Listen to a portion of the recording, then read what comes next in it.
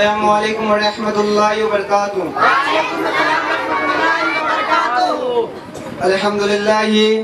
الحمدللہ رب العالمین، الصلاۃ والسلام علی سید الانبیاء المرسلین وعلی آلہ اصحابہ اجمعین، اما بعد فاعوذ باللہ من الشیطان الرجیم، بسم اللہ الرحمن الرحیم، وانتم الاعلون ان کنتم مؤمنین۔ وہ معزز تھے زمانے میں مسلمان ہو کر، وہ معزز تھے زمانے میں مسلمان ہو کر،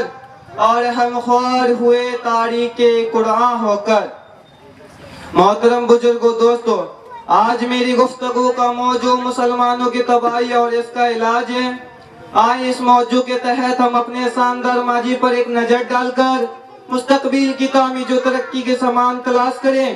قرآن کریم میں رب الجلال کا ارشاد ہے، وَأَنْتُمُ الْأَعْلَوْنَ إِن كُنتُم مُؤْمِنِينَ،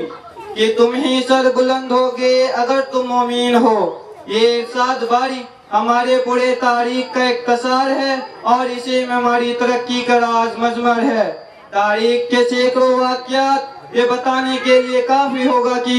جب بھی ہمارا رشتہ اللہ اور اس کے دین سے مضبوط رہا ہے تو سر بلندی اور کامیابی ہمارے قدم چومی ہے، اور جب کبھی بھی اس رشتے میں کسی قسم کی کمزوری آئی تو عزت و وفات کے آسمان سے ذلت و پستی کے گاڑ میں جا گرے ہیں۔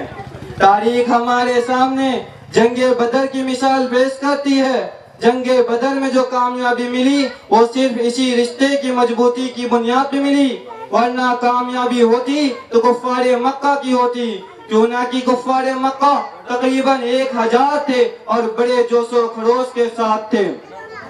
اور ادھر ابو جہل، عتبہ، شعبہ، ولید، حنظلہ، عاص، امیہ ابن خلف، نضر ابن حارث اور عبد المطلب جیسے شجاعت کے پیکر آزمودہ کئی تھے، اور ادھر بیچارے مسلمان بے سر و سامان کل تعداد 313 سواری کے لیے 2 گھوڑے 70 اونٹ ہے، ایک پر 3 4 آدمی سوار ہے، اور بعض لوگ پیدل ہی سفر کر رہے ہیں، اور کسی کے پاس نیزہ اور کمان ہے تو تلوار نہیں، اور کسی کے پاس تلوار ہے تو نیزہ اور کمان نہیں۔ محترم بزرگوں، جب مقام بدر پہ پہنچتے ہیں تو دیکھتے ہیں کہ کفار مکہ بلند مقام پہ خیمہ جنگ ہو چکا ہے جہاں پانی کی بھی فراوانی ہے، اور ادھر بیچارے مسلمان کو پست اور ریتلی زمین پہ خیمہ جنگ ہونا پڑا جہاں کسی کو پیاس لگے تو ایک گھٹ پانی پینے کو نہ ملے۔ الگرج جنگ کے اندر جتنے اسباب اور جتنے چیزوں کی ضرورت پڑتی وہ سارے کفار مکہ کو حاصل تھی، لیکن جب لڑائی شروع ہوئی تو کفار مکہ کا سب سے بڑا سردار ابو جہل 2 بچوں کے ہاتھوں مارے جاتے ہیں، اور عبداللہ ابن مسعود رضی اللہ تعالی عنہ ان کے سر سے جسم کو جدا کرتے ہیں۔ مسلمانوں، کیا آپ جانتے ہیں عبداللہ ابن مسعود رضی اللہ تعالیٰ کون تھے؟ یہ وہی ہیں جنہیں مکہ کے صحن میں اسی ابو جہل نے مارتے مارتے بے ہوش کر دیا تھا، اور آج میدان جنگ کے اندر عبداللہ ابن مسعود رضی اللہ تعالیٰ عنہ ابو جہل کا سر قلم کرتے ہیں۔ ابو جہل کے بعد امیہ ابن خلف کفار مکہ کا سب سے بڑا سردار سمجھا جاتا تھا، لیکن اپنے ساتھیوں کو اس قدر تہے تیگ ہوتے دیکھ وہ گھبرا جاتا ہے اور میدان جنگ چھوڑ کر بھاگ پڑتا ہے۔ حضرت بلال حبشی رضی اللہ تعالیٰ عنہ ان کے پیچھے بھاگتے ہیں اور قریب پہنچ جاتے ہیں۔ امیہ ابن خلف گھبرا جاتا ہے، وہ گھوڑے سے نیچے گر کر پیٹھ کے بل لیٹ کر چیختا ہے، چلاتا ہے، امن چاہتا ہے، لیکن حضرت بلال حبشی رضی اللہ تعالیٰ عنہ ان کے پیٹھ کے نیچے سے تلوار چلا کر ان کو جہنم رسید کر دیتے ہیں۔ مسلمانوں، کیا آپ جانتے ہیں حضرت بلال حبشی رضی اللہ تعالیٰ کون تھے؟ یہ وہی امیہ ابن خلف کا غلام ہے۔ جب اسلام قبول کیا تو دوپہر کے وقت مکہ کے اندر تپتے ہوئے ریت پر لٹا کر پتھروں کی بڑی بڑی چٹانیں رکھوا دیا کرتے تھے تاکہ یہ حرکت نہ کر سکے،